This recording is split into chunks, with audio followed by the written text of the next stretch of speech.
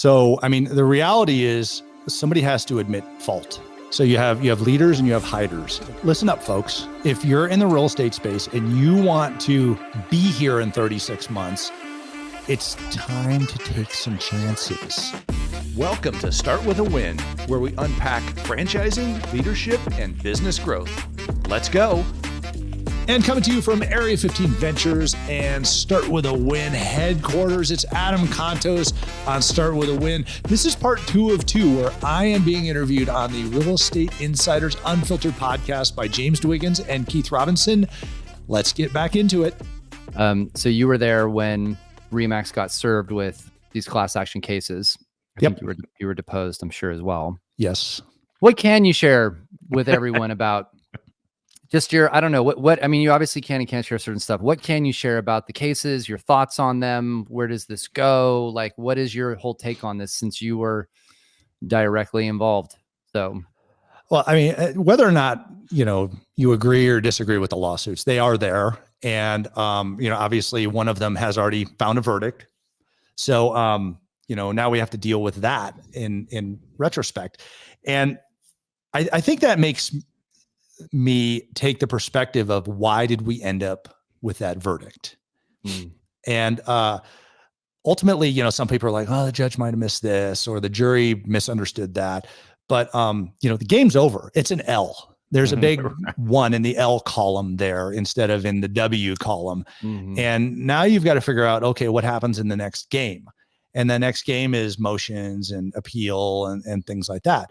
But ultimately it boils down to, I think when anything like this happens to you, you can't take the victim perspective. You can't say, oh, this happened to me.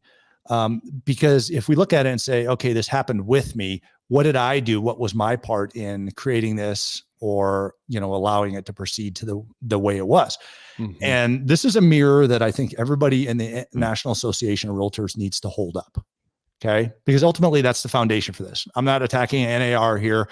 There's two parts to NAR. There's the lobbying part. They've done a fantastic job of doing great things for housing, for the industry, for fair housing, for, we have a great podcast on that portion of what you're talking about too. Yes. Right. You name it. And I mean, you could say, wow, okay, high five on that NAR. And then you have the other part, which is the membership base. And then, I mean, let's call it what it is. I'm not going to say anything that anybody doesn't know here. There's been a significant amount of scandal. There's even more today. The president abruptly resigned. Who knows why? I'm sure somebody does. Obviously that resignation was abrupt for a reason. But you've got the way that realtors are viewed by the public. Okay. And then you also have, how does the transaction work? I can't tell you how many times I spent defending the industry to Wall Street analysts. And a lot of these people were taking it on face value and saying, why does the industry operate this way? Wouldn't it be better, easier, different, more beneficial to the consumer, whatever, if it operated this other way? And you're like, well, it's governed by the NAR. And they're like, well, why doesn't the NAR change that? Well, there's a board of hundreds of people and there's a bunch of historical data behind this. And they go, well, what if it was wiped clean and it became, blockchain and things like that tomorrow? What would be rebuilt in that manner? So you have to look at, okay, we're in an innovators society now. And yes, I think everybody accepts that this legislative aspect is important. The government relations is incredibly important because we have to educate our lawmakers. They don't know what's going on in this industry. They're just listening to the rhetoric or the stories or what have you and making assumptions. Great, do that. But go tell the public the rest of the story. Right. And I think that's where we've fallen down on the job. One, we have 100%. We've got no barrier to entry in this industry.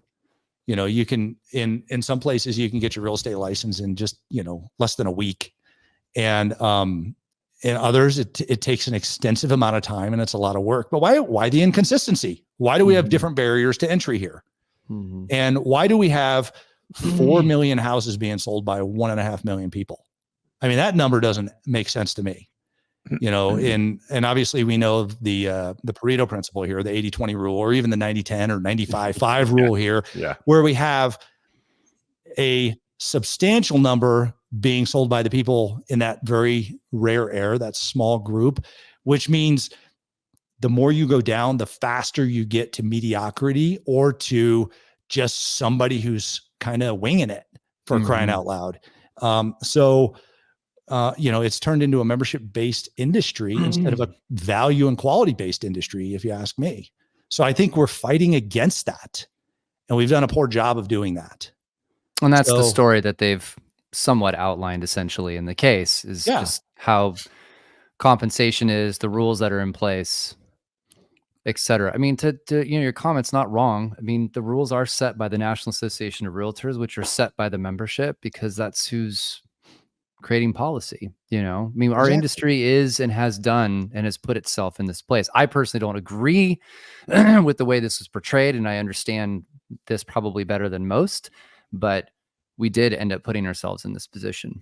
It is industry rules and policies that have got us to this particular place, whether intended or not. Right. So James, let's take a look at this from a leadership perspective. Okay. What does a leader do when, let me ask you this. And we were talking, in the green room before this, what happens to a football team when they have a losing season? People get replaced. People get replaced. Coaches get fired. A lot of team members get fired, things like that. Okay. So, I mean, the reality is somebody has to admit fault in this, even whether or not, here's the reality that the jury found a certain way. Okay. And you could say this team beat this team in court. I mean, that's the reality of the situation. That's a fact. So why not say, okay, industry, this thing is screwed up, and do we hold up the mirror and take, accept the responsibility for that? I don't think a lot of people are accepting the responsibility for the W and the L. Okay. I mean, what's the first way to move on and do something better is to move past your, deficiencies in the past, find your weaknesses and repair those weaknesses or whatever it might be. But ultimately, that's not my call. I'm not on or in the NAR. Yeah. And, I love and respect all these people that are, but at the same time, I believe in this little word called accountability. And, I want to see the industry get better, because here's a question, James. You have a young child. Would you love for your child to grow up and go, hey, Dad, I want to be a realtor when I grow up, and here's why. My hero is a realtor. I mean, I don't hear that happening. No, but as a third generation in the industry, yeah, I do. I think it'd be interesting for her to continue on to my grandfather and my grandmother and both my parents. And like, I hear you on that. The industry doesn't, I said this the other day when I was chatting with the new CMO at NAR. I said, I'm going to piss off a lot of people here. Nobody gives a shit about the word realtor. They just don't. True. Like buyers and sellers just genuinely don't. And I'm not saying that that's not something that we're a part as an organization. But what I shared was, I said, I think we need to be rethinking about, instead of advertising the realtor brand so much, why don't we advertise consumer stories? Buyers that couldn't have got their house had that agent not spend 65 hours negotiating a contract, and their realtor helped them do that. But it's the buyer sharing the story. It's not about the agent. It's the buyer that's actually a real live buyer who went through a very crazy circumstance that finally got into a house to build. The only way that most Americans make generational wealth is through owning real estate. Like, to me, it's just, we have missed it. We have so missed understanding how to truly get in the minds and hearts of the consumers. And we not only lost, I'm going on a rant, we not only lost in the court, we lost in the public perception. As you know, Adam, my wife is a investigative reporter for CBS. We got crushed right after. We had no PR campaign to back it up. We had no PR campaign talking about what we do. And every headline since last year's scandals have been just hard on Well, an industry that works hard. But part of why we lost is the public's perception of what we do as an industry. totally. Right? I mean, so like we lost before, during, and after, because we haven't anchored into what I think we've all sort of echoed here, which is that you can't lose sight of the human beings who buy and sell houses. At the end of the day, that's who we serve. And you might have shareholders or be publicly traded or whatever the journey that you're on is, but the companies, offices, agents who never lose sight of the fact that who we serve is the human being in the transaction, those companies will be fine, regardless of the changes that are going to permeate this industry. And we'll probably have more in the next 24 months than we've had in a long time. But the ones who never lose sight of our North Star, or insert your analogy of choice there, that those are the ones that will win, in my opinion. Well, and obviously Remax settled their it's almost settled their case, at least it's in the process of being settled. So, we'll see if they look like the hero in all of it. And Anywhere is part of that as well. Where do you think we are 36 months from now? Like, give us your crystal ball of what you think the industry will look like. That's why I wanted to have lunch with Elon Musk, James. So what's Adam's view of the next 36 he knows, months? okay? I was going to go Yeah. on Twitter and ask him, or on X, whatever it's called. But I think a lot of that is going to, let's take two sides of the industry, because I think the sell side in the industry, listing agents and brokerages, I don't necessarily think that is going to change a whole heck of a lot. Mm-hmm. What I think is going to change is the buy side. And I think the commission, how the buy side agent justifies their value. I think a great deal of that justification is going to come down to the consumer being better marketed to and understanding the value of the buy side agent. And James, I know you've done a great deal of work on that. And I think you're doing a fantastic job on it. But ultimately, what it's going to come down to is, let's take in this really busy blackboard that we've written all of what, here's the 192 things a real estate agent does, and throw it in your face. And, by the way, my cousin's going to buy a house, so I'm going to show it to him, things like that. And let's get rid of all of that and rewrite it and say, if we were to position ourselves as a very professional industry in representing purchasers for the sale of real estate, what would that look like? And I think a lot of that is going to be rewritten for us here in the near future. I think the DOJ and the injunctive relief within the lawsuits are going to provide a great deal of that. We've heard the plaintiff's attorney has described that. And, I've heard it from two different sides, one of which is, if you talk to certain real estate people, they're like, oh, this dirty, rotten guy doing these things. And other people have gone, thank God somebody's updating the industry. But, you choose whichever one. I'm not going to pick a side on this. I'm just telling the truth of what I see. I'm witnessing here and not judging. But ultimately, it comes down to how good in the next 36 months can we do about sharing the value in the industry in order for the consumer to appreciate that person representing them. And then if that is really, really good, that person should be able to ask for and receive their due compensation for that based upon that delivery of value. So, 36 months, I think that buy side's going to be reset. I think, like we all hear this word decoupling. I think we're going to have decoupling vertically in the space, because realistically, I've yet to hear somebody go, I get the best value out of national, state, local, and MLS in this value stack that I think has just been created over time, but never reset with the evolution of society. So, do you really need all of those different things? Or, why don't we have one MLS, for crying out loud, that creates infrastructure instead of fiefdoms, and stuff like that. And I'm sure I'm making some MLS people unhappy with that. But the reality is, you were invented in 1907. So let's catch up with this and say, how should this be done in 2027? Since that's 36 months from now, instead of 1907. That's kind of a gap, folks. Yeah, a bit of a gap. Yeah. So, look what's happened since then. For, we're talking about, putting people on Mars and growing artificial cows so we can feed them and stuff like that. So, shouldn't we update the 1907 rules or whatever it was?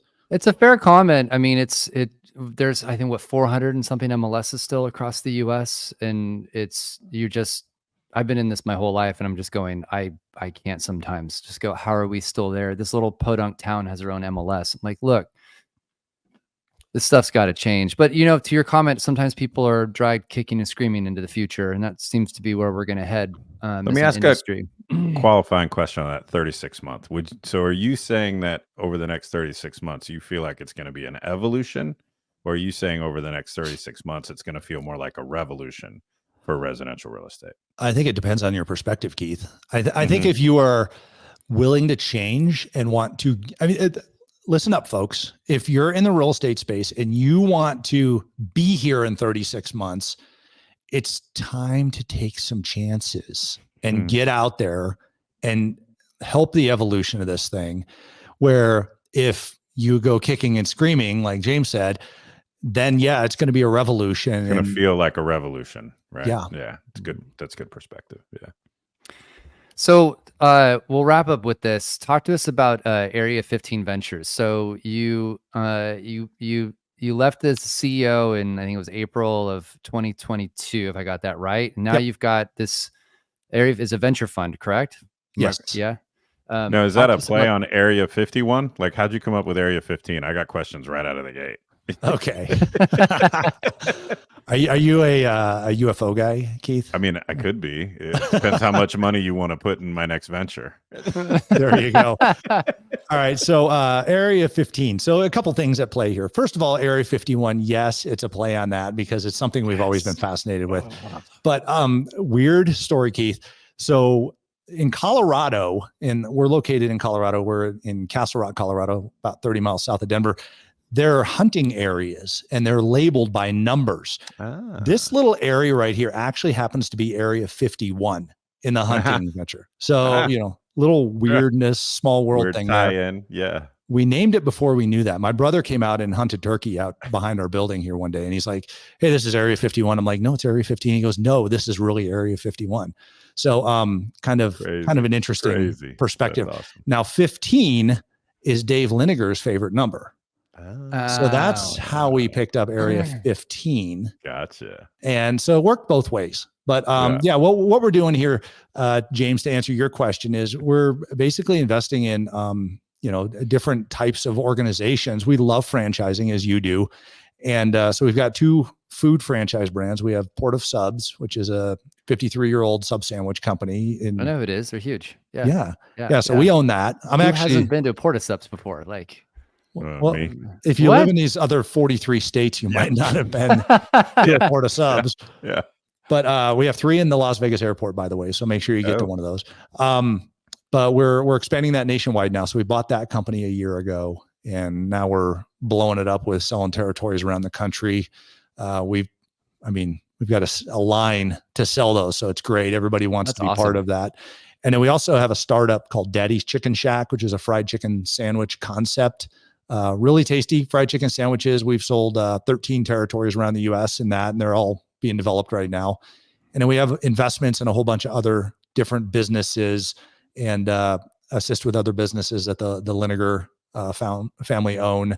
So like we have Harley Davidson dealerships and other motorcycle companies and what else? Arabian horses, all sorts of other different things. So, all the expensive shit. I know about the horse stuff, man. Jesus, like, wow. Oh yeah, you're a horse family, aren't you? No, I signed on to a horse family. That was wasn't James funds the horse family. Horses, wow, it's like a boat. It just eats money. Anyways, don't get me started. So that's pretty awesome. So Dave is involved in a lot of other stuff, and you guys are doing franchising still, which you obviously know better than most. That has to be fun. Is Port of Subs in California though, right? I'm pretty sure I've seen it here before. Yeah, I've eaten at them before. So yeah, we're in California. I mean, it's founded in Reno. Okay. So it's interesting because there's like one Port of Subs for every like 15,000 people in Reno. So we have a lot of market density there. Yeah. But a lot in Vegas, a lot in Arizona, California, Washington, Idaho. There's Nice. one in Brentwood, California. Shout out Brentwood. We'll have to there you cruise go. over there for a second. Our producer is telling me they don't have kombucha on the menu, so it's hard Nope. to track down.